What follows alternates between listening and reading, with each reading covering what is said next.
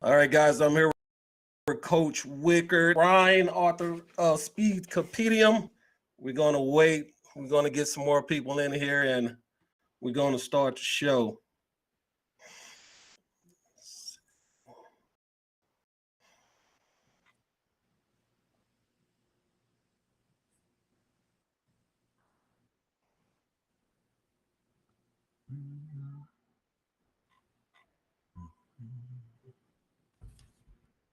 Guys, we'll be starting the show in a second here. We're trying to get some more people in here. We're going to talk about, is it more important to run faster later as a junior in high school or early as an incoming freshman?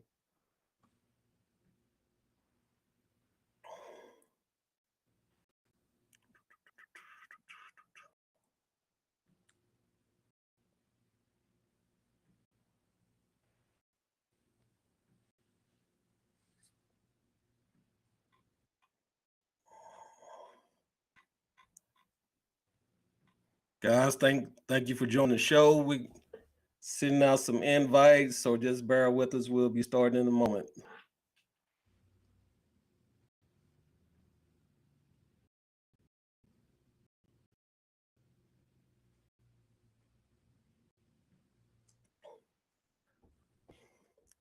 All right, Twitter is up.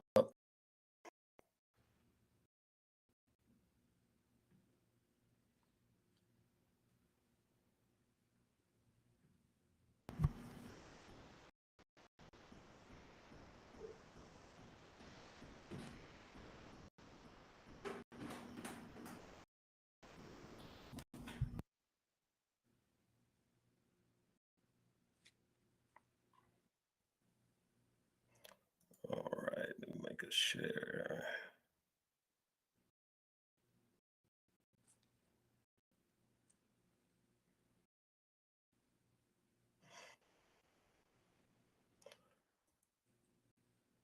All right, Coach Wicker, you can share to National Track and Field Group and DFW. I can't get it on mine over here. Well, and I'm trying to be honest with you, I'm trying to do it to my iPad, and I'm not seeing the share button. I could be totally seeing it though. Yeah, that you go on our Facebook page. It's gonna you go to the actual video on the Facebook page, the live video, and then that. Click on that.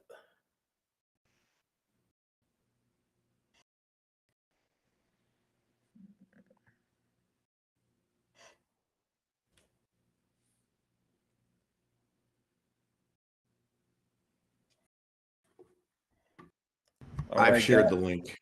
All right. You shared it, Ryan? Yeah, on Twitter. I just copied it. Okay, I did too. I'm trying to. There it is.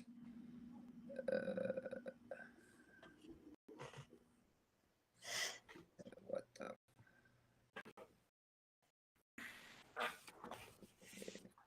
It's showing me the spinning wheel of death when I pull it up on mine, but I don't know if that's because I'm broadcasting. And when I share on the face page, it just pops up with a live video. I'm not able to get a link. Yeah, it's live. We got a couple in here now. Let me see what's going on Facebook.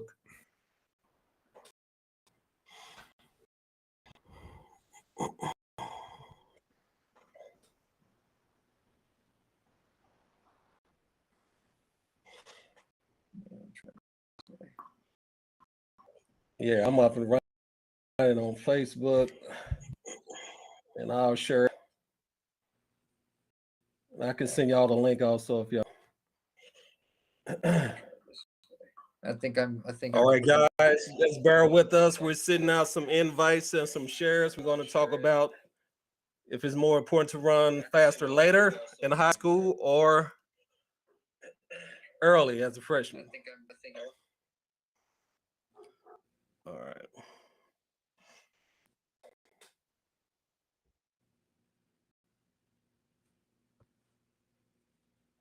We got a couple in here now. Let me see what's going on Facebook. All right.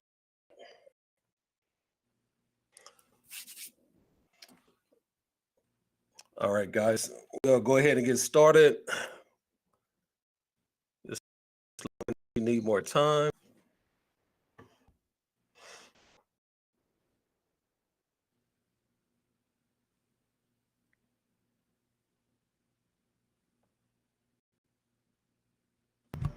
I'm good to go whenever you're ready.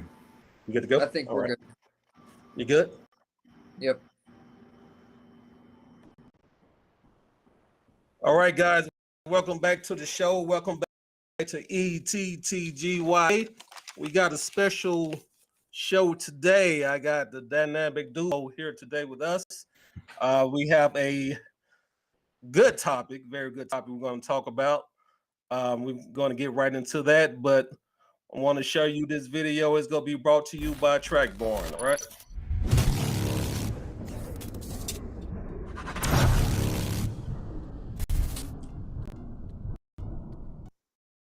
Would more effective writing give you an edge at work?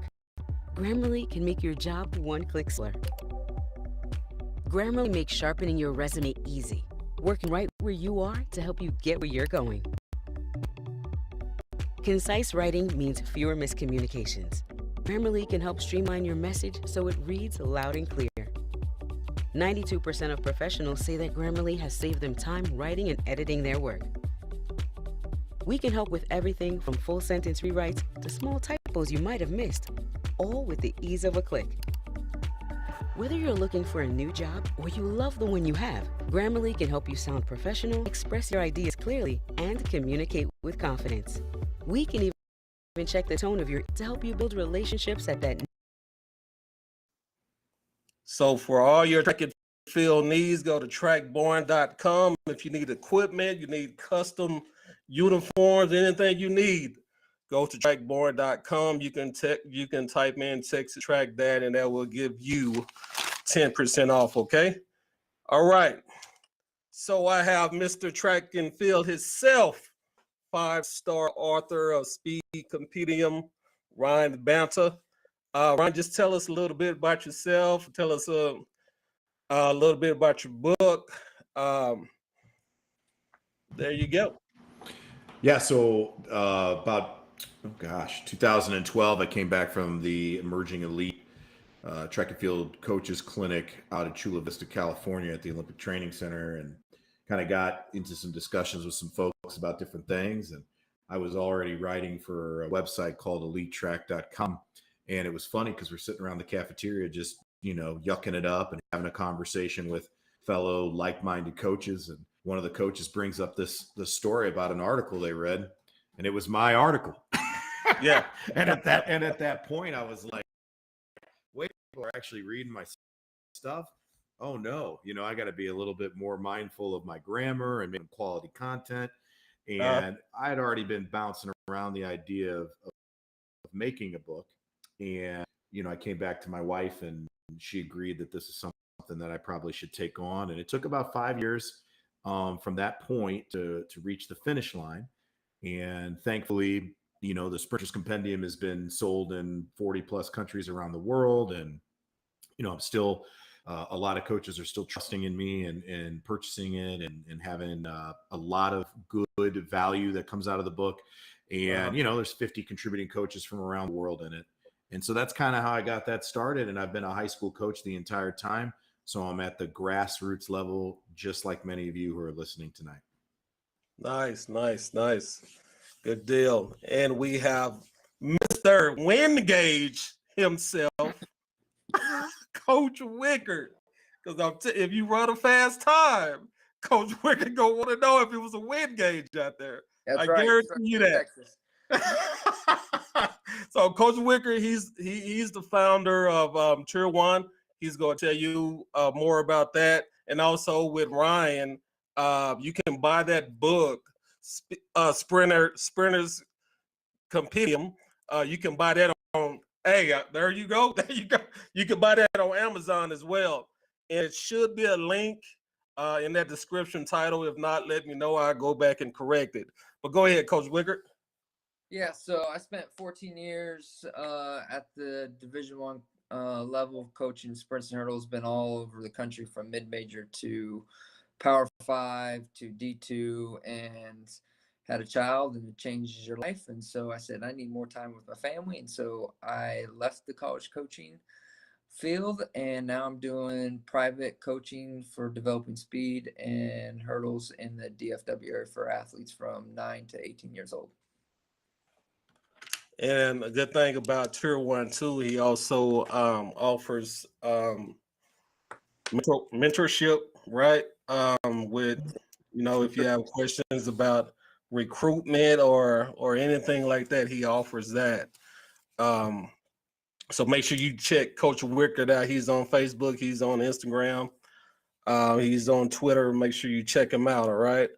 Also, what we're going to talk about, the main topic today is going to be, is it more important to run faster later as a junior, senior, whatever, or early coming in as a freshman, right? So what I'm doing, guys, I'm giving my take first as a parent, right? Because you guys are the professional. I'm just Texas Track Dad. That's all I am, right? That's all I am. So my take on it is athletes coming in their freshman year, I feel that, you know, they need to get their name out there, and it's important for them to, I'm not going to say be a state champion, but I think it's important for them to run fast times, right? It's important for them to run fast times. But my thing is, if you kind of not push them so much and wait later, what if they get hurt their senior year, their junior year, you know, and they to get them times early, you know? That's my take on it. I'm kind of, like I said, I'm kind of on the line with it. I get it. Later is fine because you want to develop, you want to make sure they develop correctly, right? Then you want them to get stronger. But coming in, I think they need to hit it. I think they need to hit it. So what are y'all thoughts? Ryan, you go first, buddy.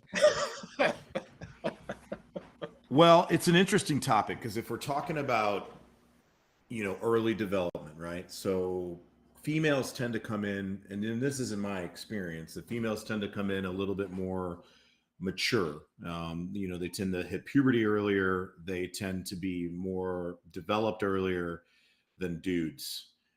Obviously, I mean, in a perfect world, we want everybody to run as fast as they can, as early as they can. I think what the problem is, more than just development, is kind of the social emotional aspects of running really fast, really soon, sometimes stunts the long-term peak development of a person because attitudes get in the way. Too many people get in the way. There's too many coaches, too many high school coaches, too many personal trainers, too many aunties and uncles and friends, and everybody thinks, ooh, wagons around this person. It can be more influential. I can get more people involved. This really talented kid in my system. Now, when that is done the right way with the right type of coach and the right type of relationship, that's great. But oftentimes it's just one of those things where the athlete loses some of that motivation, some of that drive, some of that interest, because early on they're already dominating. So it takes a really unique person who dominates early to dominate later. If you look at international track and field in Europe, a lot of their world junior representatives, the Commonwealth Game juniors, all these different types of things that they have for European track and field, they get these kids developed really, really early and they run really fast. But then when it comes time for the Olympics or the World Championships, the United States and Jamaica is still most of the time spanking that butt with kids who weren't necessarily super fast early on. One of the best examples, and Justin can expand on this, but like Tyson Gay was not extraordinarily fast until he got to the University of Arkansas with Lance Browman, and then he ran some just monumentally. I mean, he's the second fastest man in the world, you know, of all time, and that's not something to sneeze at. So I believe that oftentimes it's not the physical thing I'm so concerned about. It's the social emotional thing that gets in the way. No, I would agree with on that one. Just because if they run fast early, the expectation now goes bigger tremendously. So if you're a freshman and you run fast, let's say it's fast enough to now college coaches are going, ooh, college coaches are gonna wait because they're only a freshman. However, now all of a sudden it's like, ooh, here comes a scholarship. Here comes this. Here comes that. Or same thing. Like everyone's dream is to make the Olympic team. Unfortunately, not everyone is like Sydney McLaughlin and some other ladies, that have made the Olympic team when they were, in high school. It's rare, and so I think there has to be a balance. There definitely has to be a good system in place with a good support of network of people around that they can trust and be guided by and know that everyone involved has the best interest of the kid, not of, hey, we got to do it right now because it's going to make me look good. Because at the end of the day, as a college coach, yeah, freshman times you might run fast, sophomore run fast. Okay, we're starting to look. But to me, I don't care what you ran your freshman or sophomore year, because a lot can change from after your sophomore year. Especially, if you want to, like Ryan talked about, like for females, they mature a lot quicker and a lot sooner, okay, than the guys. However, we also know that usually after sophomore year, some other things start changing within the females, and a lot can happen after sophomore year. Like, whoa, totally different person, and so that can play a factor in as well. Obviously with guys and going through puberty and then changes of hormone levels and all that stuff, that's gonna have impact as well. So I think it's more, yeah, if we're gonna run fast and you do run fast, I think it's really important as a coach to sit back, okay, what things do I need to keep basics? Now into like, ooh, I got something special here, and let me just, like Ryan says, fry the steak, and it's done by the time they're a junior. We've seen that over and over again. So I mean, I think it has to be a balance. It's got to be a plan in place. But from a college coaching standpoint, doesn't matter until you're a junior. So here's my question to both of y'all. So how can you prepare that athlete mentally for that? Are you going to go to him say, hey, I want you to run fast, but not as fast, because we need to develop you more. Give it all, but not give it your all. You see what I'm saying? So what's the process on that? Do you tell them, hey, go out there, we want you to run good. Hey, freshman year is not as important. We go focus on down the line. We're going to get you stronger, but I still need you to try to make it to state the best way you can. I think this is where probably Ryan does the best, honestly, because I know he's probably going to sit down and ask what the expectations are of the kid, and then is that expectation from the kid or does it come from the parents?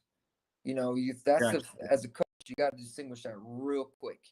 And then sitting down and telling them why, where we're going, this is where we're starting. These are the things why we need to start here, because this is going to help you later. Because if we don't have these foundations in place, then you're not going to hit this gear, because you got to have these in place, stable, and show that you can execute it correctly over time to be able to go to. Because like I always say, you can't just go from 11 flat, okay, as a guy, and all of a sudden next year 10-2. It's going to take progress, and I think as a kid they don't understand those steps, so you need to guide them through that. That's just my opinion, and then obviously the conversations with the parents involved with that too. Yeah, I've had we have very involved parents who are really interested with a really talented kid. So let's say the kids already ran really fast and now they're spending some time with you and you have to take some steps backwards. Or look, it is not the expectation that in February in Texas in your first track meet out of the gate that you're going to run a personal best. It's just not likely to happen. Now, if it does, that's great. That's exciting. That's wonderful. But it's not likely. I had two young men who both ran under 4:10 in the mile. Okay. And they were twin brothers. And I remember having a conversation with the dad saying, listen, they're going to run a little bit slower because we've been doing different types of work to deal with the things that they were missing in training. Because in this phase, I want to get some of this stuff done because I know that the guy that I'm going to hand them off to as like a baton, like the athletes are the baton, and we as the coaches are trying to get that baton around the track without catastrophe. And so I have my job to do on my leg of the athlete's career to take care of them, to help them get to the finish line with a good time. And sure enough, they ran a decent time. And then I said, now listen, in my career at this stage, in this part of the program, typically this athlete is going to run 20 seconds faster in the 1600 or the mile, depending on what it is, at the end of the year. And sure enough, they did. And they both went way under, 4:10, both of them.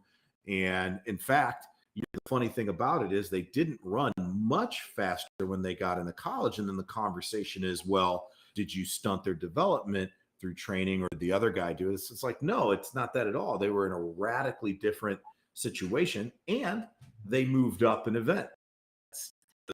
Good at the 5K, and one of the young 12 and ran, right at 4 flat on a number of times. It was an All-American, all this kind of stuff. So it's interesting to see the choices that are made, and you have to have that conversation with the parents and with the other coaches so that they know what the plan is. Like anytime somebody comes to me from another school, which doesn't happen as often anymore because I have a family, just talking about, I got kids. So there's things that I'm not involved in outside of my own high school program that I used to be much more heavily involved in. Then I was, and I would have that conversation with the high school coach. I'd say, coming to me, that they're coming to me. If you don't want them to be with me, that's a conversation you need to have. Things I'm going to do. What are some things you would like me to do or like me to work on? And that's always been the best way to do it. Now, conversely, okay, I've had coaches say all sorts of crazy stuff, like for whatever reason decides to go somewhere else for winter conditioning instead of with us. But then what the concern is, and I found this to be pretty true, is most of the time those kids go away from me, they get hurt because there's too much of this work that is at a level like Justin was talking about, where the intensities are really, really high, which is great. But like, let me give you this example. This is let me lay airplane. When Usain Bolt ran 9.69 and broke the world record in 2008, I knew that happened. I saw it on my phone, but there was no video in 2008. So I knew going into the night when I saw the recording, I knew I was going to see the world record and I was going to see the medal. But what I didn't know, because I didn't see it, I just saw the time, not the movement. I wasn't aware that he was going to jog the last 20 meters, turn to the side and slap his chest and make a mockery of the entire, almost like have a Matrix moment. Is this even real that I'm witnessing? This guy's like a video game. And at that point, the time was already impressive, but now became ludicrous in terms of what he was able to run while jogging the last 20 meters. This, when you see a 10-meter fly, a 30-meter fly, a 20-meter fly, 100-meter dash time, you're like, that's a really fast time.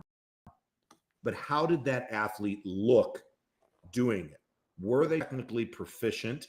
Were they moving correctly? Or are they in a situation that at some point you're kind of like, you can put a Ferrari engine in a a Toyota, okay, but a Toyota is going to blow up if that car doesn't have a radical its frame and its tires and everything else so that it can handle this end that it's got running down the track. That's kind of my point. And guys, what's so y'all know I did a poll, right? I did a poll on IG and I did a poll on Twitter. And this is interesting. So on Instagram, which is more of my young audience, right? They stated it's important to run early faster. So it was 60-40 on IG. But on Twitter, the more like you guys and the experts, it was reversed. Twitter was said later. So or you think, like Ron, you mentioned also, and Coach Wickard, is the parents the one that's putting that in their head, and when they get to y'all have to undo all that? What do you think? I think it's a combination. It's not just one thing. It's a combination. It's peers, who they're around, their friends, could be within their school, how the culture is. It could be their coaches, whoever, if it's a private coach, club coach, high school coach, parents, it could be just themselves as well. It's part of it because, hey, they might, I'll say, like, when I was reading, I know a kid that got a letter from you. And I'm like, he's not going to be at LSU. But yeah, because he got a letter, he's like, LSU's wanted me. It's just a letter. So he already had I'm going SEC, and he ended up going D2. But I think there's just so much to play. You can't just say, hey, it's because of this reason. I think it's a multitude of factors to play with. Okay. Would y'all agree?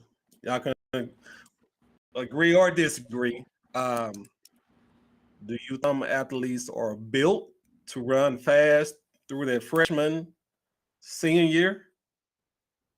And some others, you have to. I brought that up because I did a little research. If you take Jasmine Montgomery, I believe she's from the San Antonio area. She didn't run fast early, right?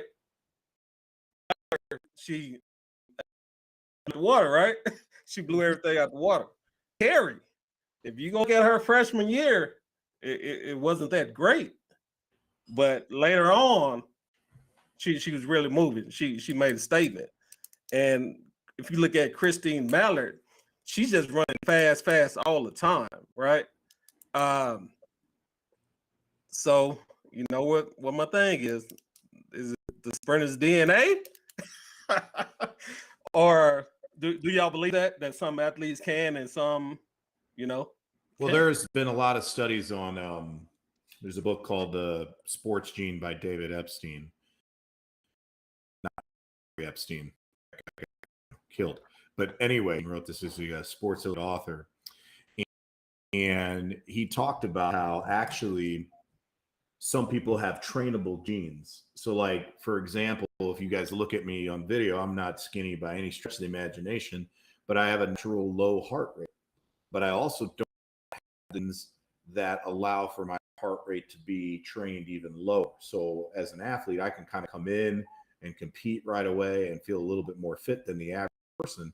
But as everybody else's fitness gets better and their progressions go on and they continue to work out, they're going to, in that one particular aspect of my global fitness levels and global abilities in my own genetic makeup, I lack that.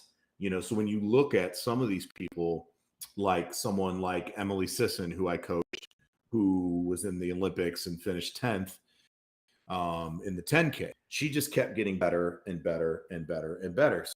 So if you would look at her, I don't know, but I would assume that she checks off all those boxes of having the talent already, having a mom and a dad that's super, and they were both Division I athletes. Dad ran for Wisconsin, mom was a gymnast. So now you have this combination of endurance and power all wrapped up into this tiny little package. And oh, by the way, all of her sisters are fast as well. And two of them are all of them were Division I athletes.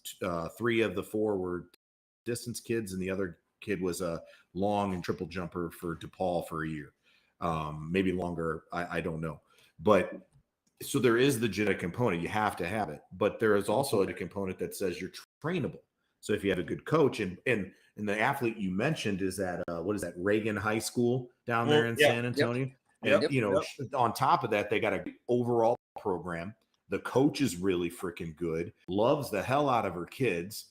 She's phenomenal, and so those types of things are good combinations of factors. And if it was up to me, from a social emotional standpoint, I'd like the athlete to keep getting better. But as Justin brought up, with women, it's harder, because if they take time off and they're predisposed genetically to have a little transformation of their body, there is an adjustment period that takes place, because the hips will change, the Q angle, the angle of the legs will change, all this kind of stuff. And we don't want to stop that from happening. But if you keep a person active, the detrimental effects of what Mother Nature is going to do is going to be minimized. Where the dudes, they just are like on a cheat code throughout high school, because they're just getting pumped full of testosterone, right? I mean, that's the reason why people do testo and all that kind of stuff, because it is, no matter what scientific journal just released 2 days ago saying that testosterone really doesn't have an effect on performance. Oh, really? Then why is that who are 4 to 7 times higher in testosterone wildly out stronger, faster, and performing biological females? The reality is that testosterone makes a huge difference. So those boys are going to get better no matter what. But if they run and run fast, it's harder to break them of bad habits, because they're like, I've done it this way, I'm a success. They shut their ears off to you. If they move well and run fast, they're probably going to last a lot longer, be healthier. They're going to be more open to criticism. They're going to be more open to listening, because they're going to continue to improve. But if they run like crap and run fast, you're going to get into some trouble. And that's the caveat. Makes sense. Makes a lot of sense. I'll throw this in there, and I've never said this, and I know this is live. Ryan's going to be like, wow. But in college, on the female side, college coaches are looking at the big time, especially on the female side, because know that if we are not able to increase their testosterone level, which you can naturally do that by doing a lot of power stuff with them in the weight room, doing some cross training to increase the metabolism, things like that. Like, be hard. It can be very, very, because you cannot genetics. So the only way is if you're going to fight genetics, you got to get them super, super. They're willing to do the heavy weights or do certain things, they're going to struggle. It's just the way it is, and so that's a huge factor. Like Ryan said, on the guy side, I mean, testosterone level, you can increase it by doing the same thing, but at the end of the day, it's still going to come down to, in my opinion, planning and progression and stuff. I mean, just go back and look at what Ronnie Baker did in high school, and look where he's at now. And I can tell you from seeing it, it's been a progression. It has been nothing fancy and stuff, because again, it's where we want to go, not what we need to do now. Right. So I think that honestly, the best thing, is high school coaches have it 4 years guaranteed. They have the kid for 4 years. It's not guaranteed in college. Coach may leave, different program, and so at the college level, it is harder. And so sometimes they won't see the progression because, one, maybe the kid's not willing to stick with the progression because they don't trust the process. So there's so many different factors that can happen.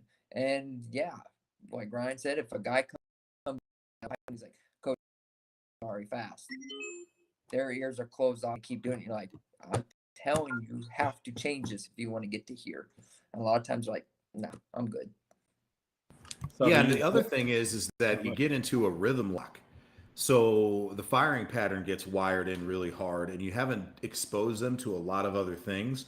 So the body gets very, very, and this is a reality. It's called a dynamic stereotype. And if it gets really hardwired, it takes way longer to undo it because of neural pruning and the firing patterns. And again, when we tell it's like, you guys are hearing this kind of like, what, they telling them not to sprint all out or race all? No, we absolutely are.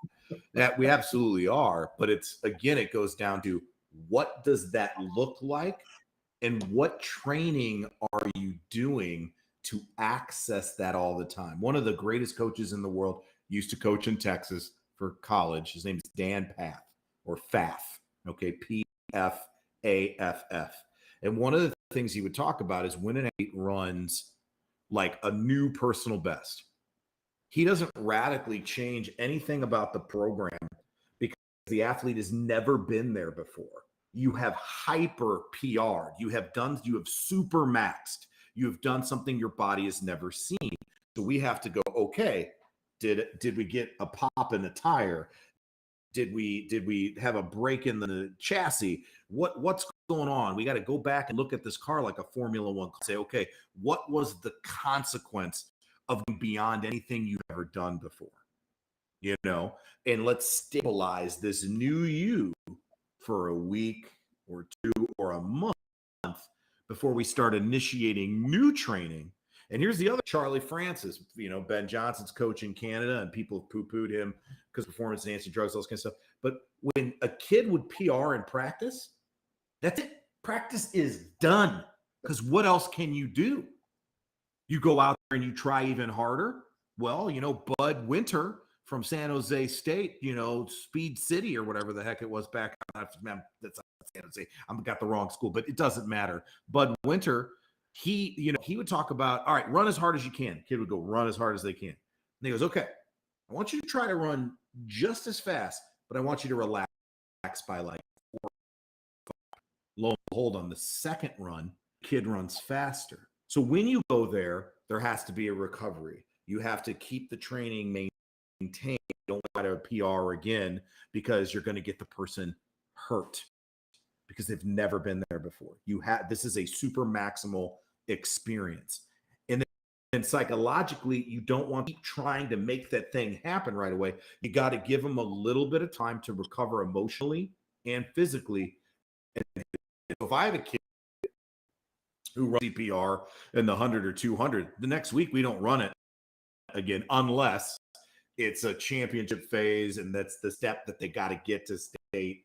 And I can't do anything about it. But if I don't need them to run that race week because there's no qualifying standard thing or something they have to do, I run a different event because I want them to be hungry, but I also want to stabilize the new them and not injure them. So I'll tie that into back to the original statement. Is it better to run fast early? Okay.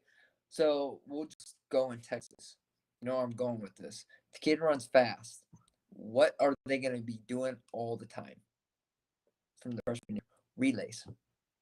Why? Because it's double points. If it helps the team, and there's no fault to the coaches. That's the system. So guess what?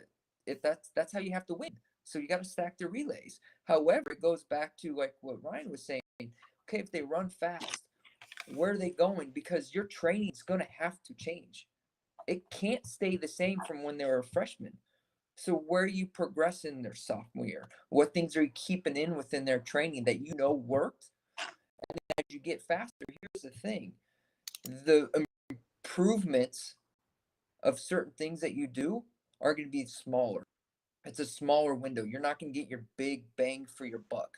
So like for high school, right? If we know that they can get stronger in the weight room, they're going to be able to apply more force into the track.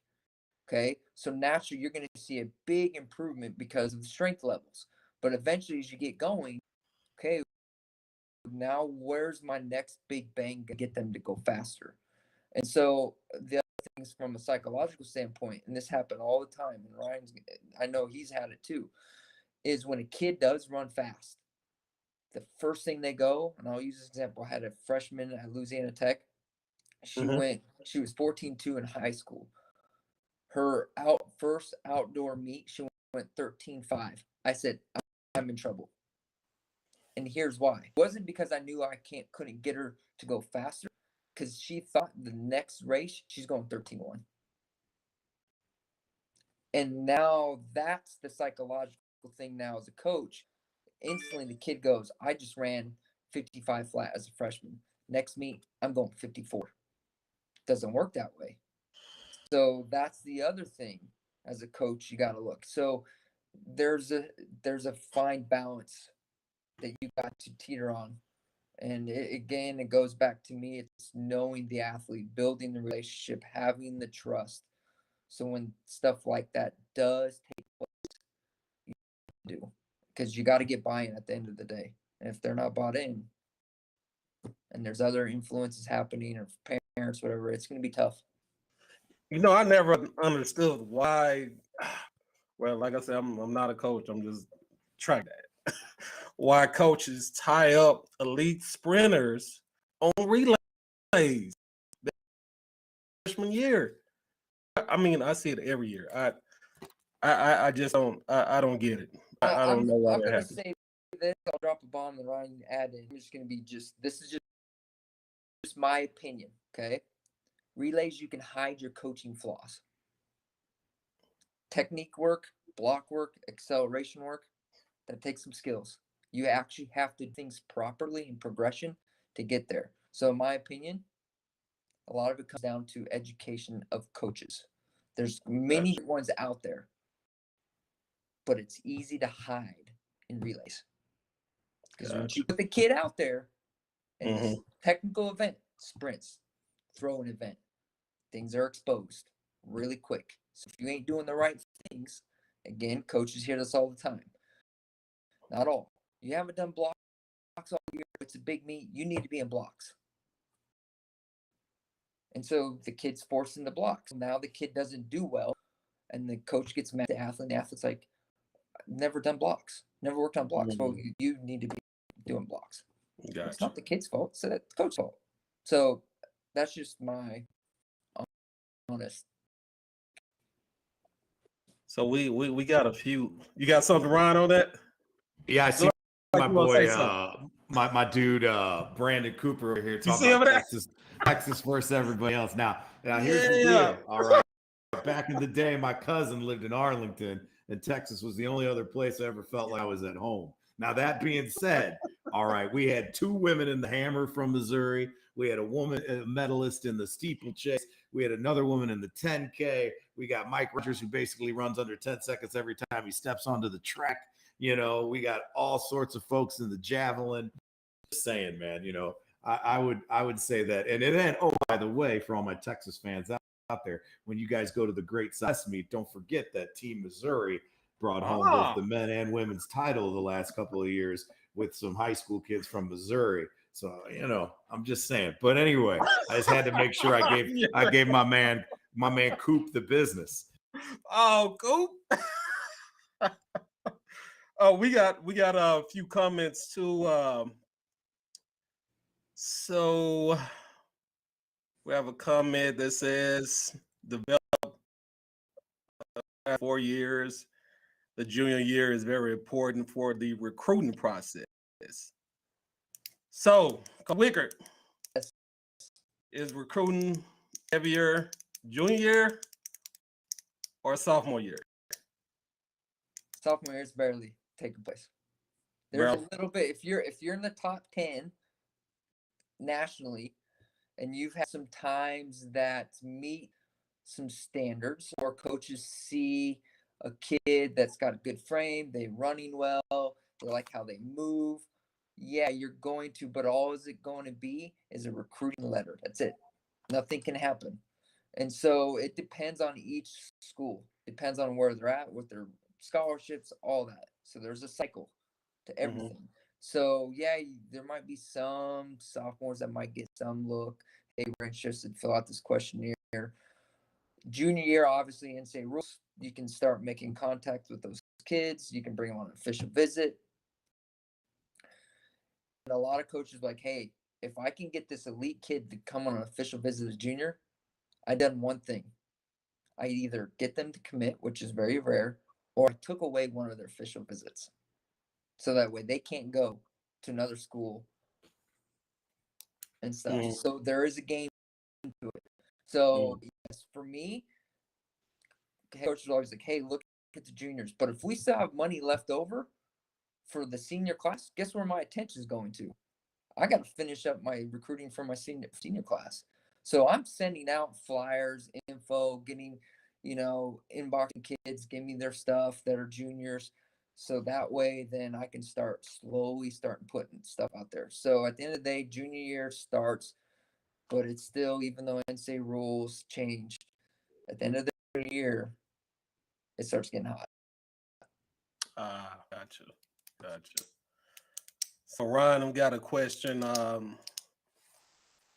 It says their runner, they have athlete, a runner seems to run faster every other year. What do you think that is? Is just the kid don't want to run, or is could it be the or It's weird. I've had two different athletes. Now they wouldn't do every other year, and again, I oftentimes think that has to do more with social things going on in their life, friendships, boyfriends, girlfriends, schoolwork, classes, family stuff, mom and dad, are they together? They're not together, type of things. But I have seen athletes where like literally every other week they would perform really well, and then the next they would have a performance. And so I started to look at, well, why is that? What's going on? Well, if they're females, there are things that happen routinely in a cycle, and I'll leave it at that you may not be aware of when that is or how that happens and all that kind of stuff. It is really not your business. Athletes sometimes share that with you. And when they do share that with you, that's a consideration that if they're sharing it, you need to take it into consideration in terms of the volume of training, how much work you're doing, because if they are having that, iron levels are down, which means that he's not going to be as good. Performing, he's not going to be as good. Red blood cell count, the ability to get oxygen and all that kind of stuff, that's all going to play. So what I've tried to do is, with that, knowing that that's coming, I try to take a little bit off of their plate for performance. So like I know, okay, they had a great performance this week. Next week, we're not going to the wall and running 4 events, or whatever it is in Texas. You get your 2 and your relay or whatever. I'm going to reduce the amount so that I can try to keep the success going in spite of this rhythm that they have, which is very, very up and down. The other thing is, when you look at that, is if you are paying attention to some quick and easy stuff.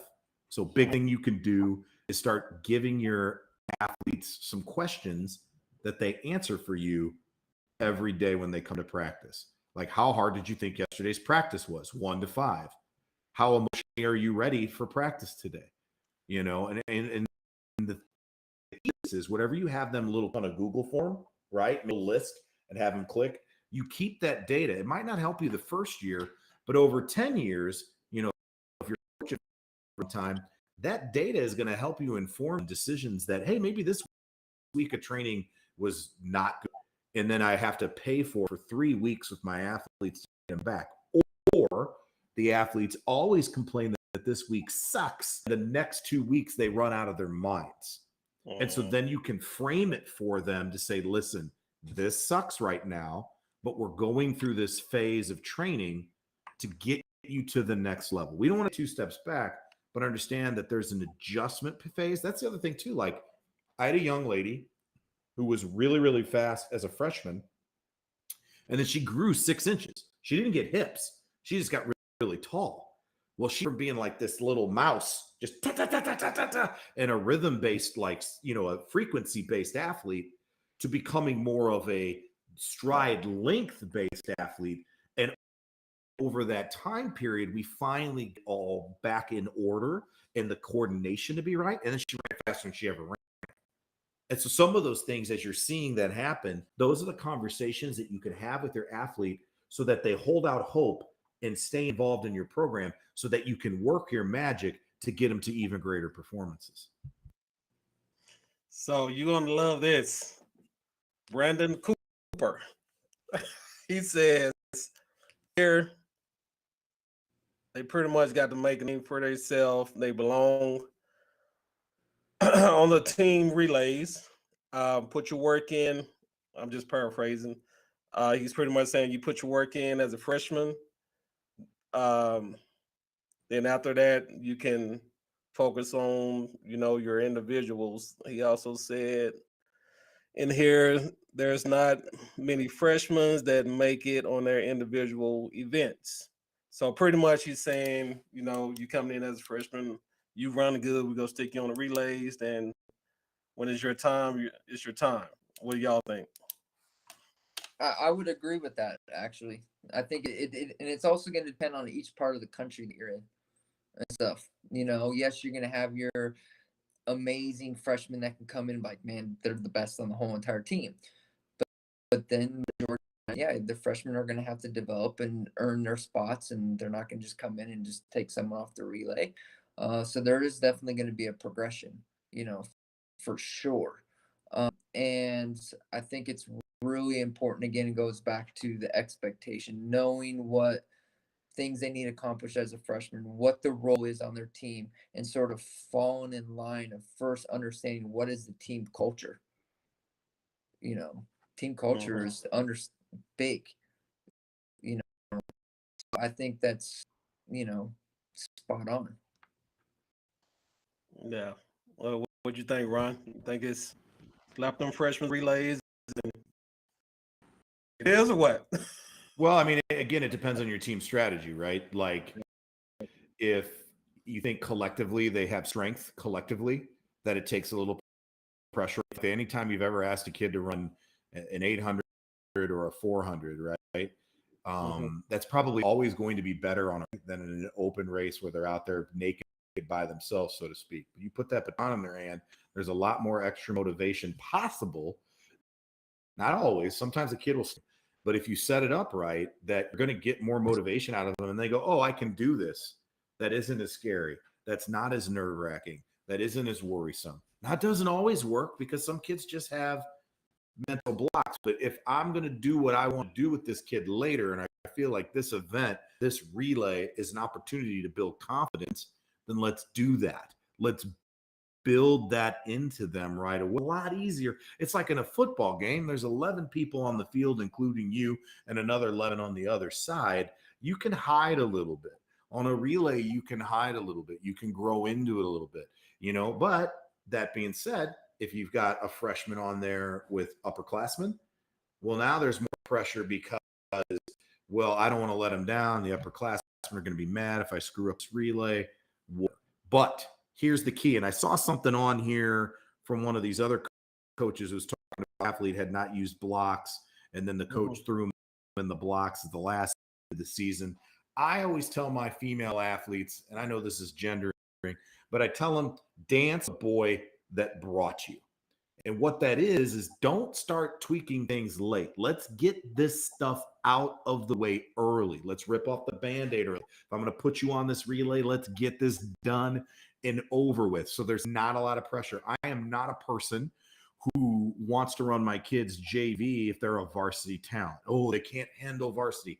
Are you kidding me? Let's get that over right away so that they can get those butterflies out of their system, get a baptism by fire to it.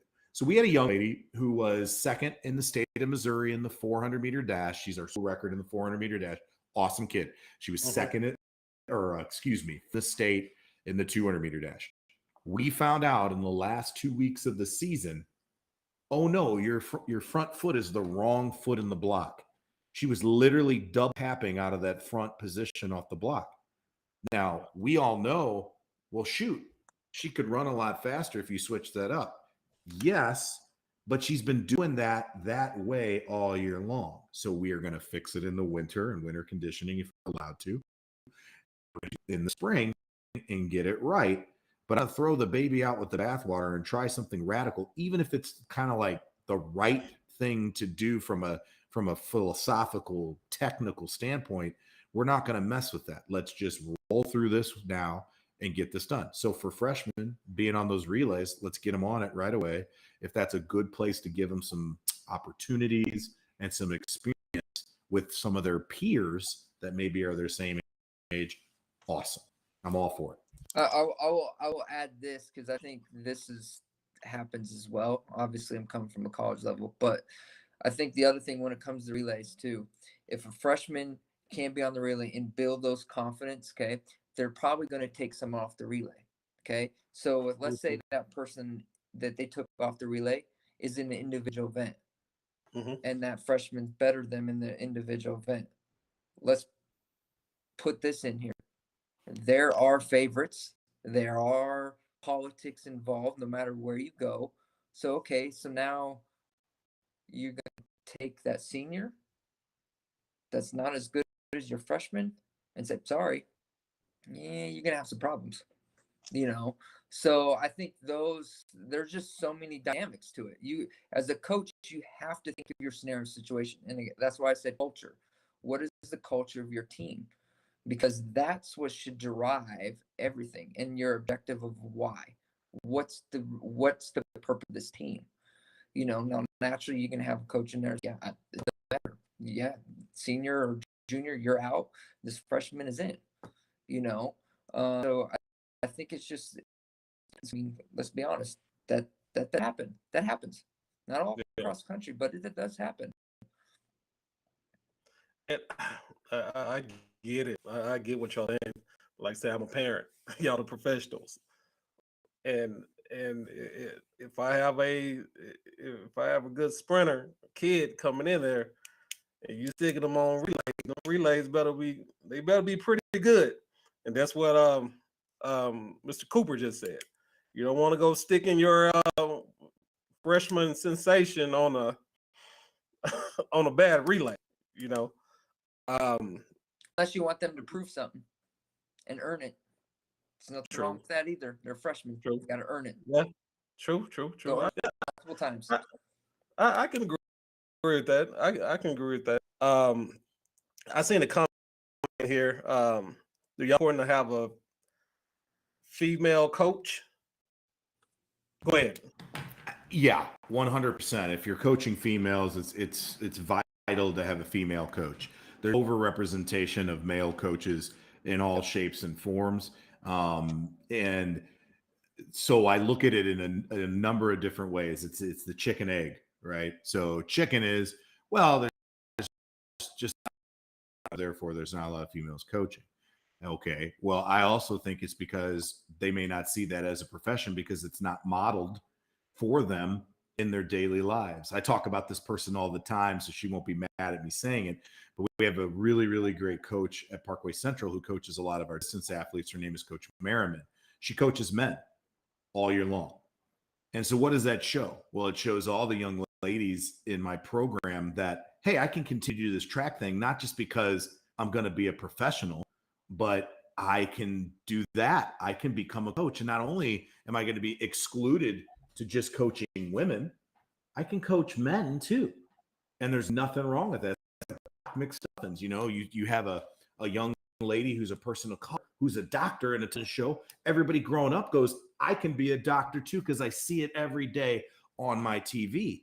Modeling is so powerful. And there are conversations that can be had female to female that sometimes females are not comfortable talking to men about. Men aren't comfortable talking to females about. Like, think about this, like a sports bra. If you got nothing but dudes on your staff, how do you have that conversation with the woman saying, hey, you don't have proper equipment on here on page 25 here in the East Bay catalog. You may want to think about picking up some of these, and then what's the message to that kid? What the heck? I mean, it's something that has to happen so that athlete can perform and be comfortable. But at the same time, that's both ways that conversation has potential to be disastrous and uncomfortable.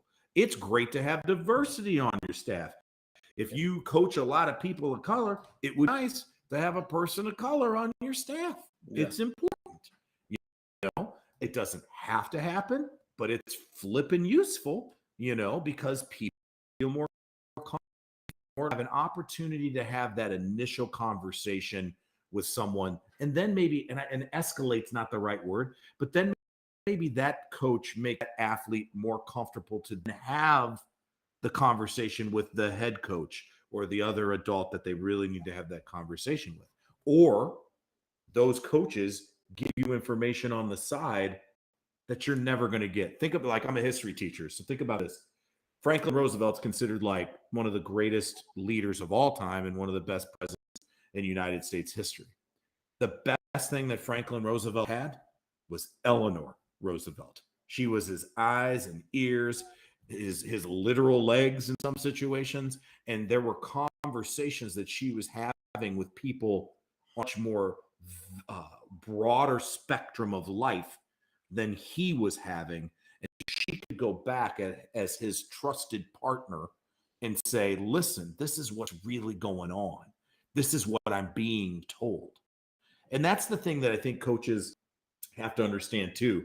Once you become the head coach, you're going to be the bad guy a lot more often. You're going to be the bad cop a lot more often. And your assistant coaches, whether they're good at it or not, are going to assume the role of the good cop once in a while. You know, my dad's a member of law enforcement. I know you were a member of law enforcement yourself. And it's one of those things where, you know, these roles get played in society, and you have to, so that you can manage them and massage them to be the best representation of your program and the relationship you want to develop with your athletes. Yeah. And I think I think it's important for the parents to all talk to the coaches. Because the parents, they're going to have their perception of the kid, and the coaches, you know, they were like, it's going to be different. It's never the same. It's never the same. Because professionals like yourself, y'all go see the little things. They smoking everybody, but are they getting forced to the ground? Are they doing the right things? Because you know, when that kid run into somebody at their level, they gonna have problems if they don't have good technique. I definitely get that. I definitely get it. So overall, I think, yeah, later is better. Kid get developed. I don't agree with the relay. I can't say I agree, but I get your point as coaches why y'all do it.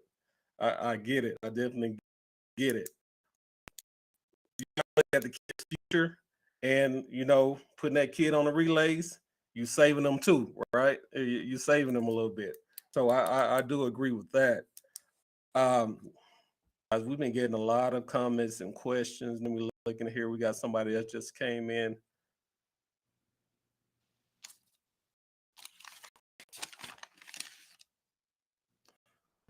I can address Ruth's question. That's okay. Yeah, go ahead. So Ruth asked if, you know, coronavirus or some kind of catastrophe takes place, what are we going to do to get our kids recruited? That's a big problem.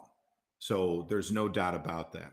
The biggest problem is that a lot of and it's not a problem, it's a unique circumstance. A lot of college athletes are getting extra years of eligibility because their schools are choosing to participate because of the pandemic. So what's happening in a lot of places, especially football programs, is there's just not scholarships available because, number one, those kids are getting their scholarships again, or because of the portal situation, people are transferring all over the place. In basketball, there were more people transferring than there were like spots available. So when it comes to performance, we obviously want kids to run fast. In my heart of hearts, like, they know that, like, when they're recruiting people, they know that, like, hey, like, this kid didn't have this season, because they're also seeing it with their own college athletes as well. Like, whoa, we're way behind where we were before, not as prepared as we were before.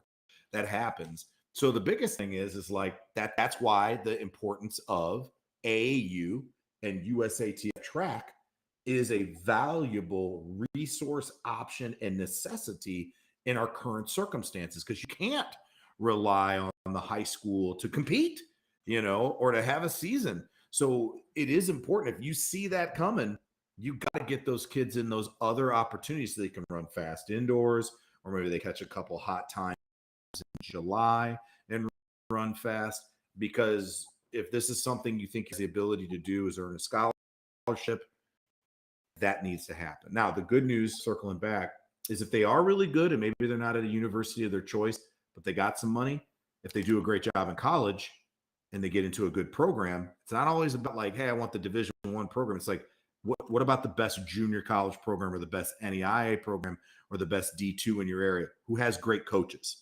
And then they get you prepared. And maybe you run really well there, and that's great. You become an All-American, or you run so well that you want to test yourself at a higher level, and now you have the option to do so. It's all about how you frame the silver lining out of catastrophe. And it's hard because this has been a really challenging period of time for sure, Ruth. Yeah, you're right about that. I'm telling you that Corona, it didn't change. It changed everything. I mean, you can't train like you want. You know, it's different. It's different. You know, it's the new. I'll say it's a new track and field. You know, we got to wear masks, track meet. We can't. So I know as coaches, I know y'all like, hey, we got to make sure we keep the kids, you know, at a certain distance. And I mean, it's all type of new stuff with this COVID. I have another topic, but if I'm bringing it up, I know we're going to be here another 2 hours. Dang. I want y'all to hit on it, all right? Let me see another question popped up.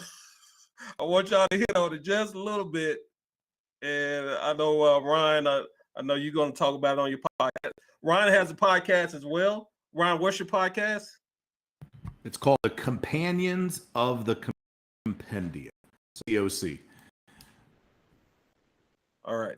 So here's the thing. We're going to just hit on this just a little bit, y'all. Should sprinters run across country? I'll see y'all tomorrow. That's the show, guys. That's the show. See y'all later. All right. So in a collegiate setting, probably not. But it is also one of the things that you have to think about. What do you call a sprinter, right? Is an 800-meter runner a sprinter? Yes. Is the event 60-40, 50-50, depending on their ability levels and their fiber makeup? Yes. Do you need to do long, crazy aerobic work to run a fast 800? Not necessarily. But do you need something that gets you to that point? Yeah, that's the whole basis of my training system called the critical mass system. But it really, like, and we go too deep into it because this would be a 2-hour conversation. We need to come back and have this conversation with you another maybe in 2 weeks. Yeah, that's fine. Yeah, we can do that. Yeah, and love to talk it out. But it comes to a basic rule. How are you doing it? What does it look like? Who is the athlete that you're working with? What is the situation you're in? Where are you? Like, you ask all the questions. You know, why are you doing it? You know, I will tell you there are people that are a no, that I would kick them off the team if they showed up. But there are more people than not that I could work that for a lot of reasons. It may not be, hey, they're going to run in my varsity 7. Maybe like, this is the only legal way I get to coach them. And so they're on my team, on my roster, but they never step on a cross country course. They never go run 10 miles, you know, on a long run. You know, there's all sorts of things you can do. But yeah, we need to come back and have that conversation. That's a nice little cliffhanger for the group. Now let Coach Wiggins hit on it a little bit. Before we do it, hang on. Before we do it, Ryan did a great job of the holistic. Now I'm going to add this and then we can end it. If you're a hurdler and you're a long hurdler, you better not do cross country. That's all I'm going to say. Guys, we're going to get back by 2 weeks. We're going to hit that topic. Y'all need to go on Facebook, look up Sprinter Compendium. There you go. Look that up. Look up Tier 1. Go like their page. Go follow them. Go on Amazon. That book is on Amazon. Tier 1 provides hurdle training, speed training, mentorship, recruiting, everything. And also go to YouTube. Look up Elite Texas Track Girls. And subscribe to our page. We have more videos from Coach Wickard and from Ryan on there as well. You can follow us on Facebook, Instagram, Twitter, pretty much all the social media sites. Then you can put in Texas Track Dad, you can put in Elite Texas Track Girls. Something's gonna pop up. Also, you can follow us. Go to anchorfm.com. We got a podcast on there as well. Ron's podcast. All right, guys, y'all. Thank you for again. Great show once again, and we want to get together soon on the other topic. All right. Do y'all have anything else? Are y'all good? Just Enjoy appreciate it, man. As Have fun. always, Stay safe. thank you guys. All right. Thank All you. right. All right, guys. I'll see y'all later. Bye. All right.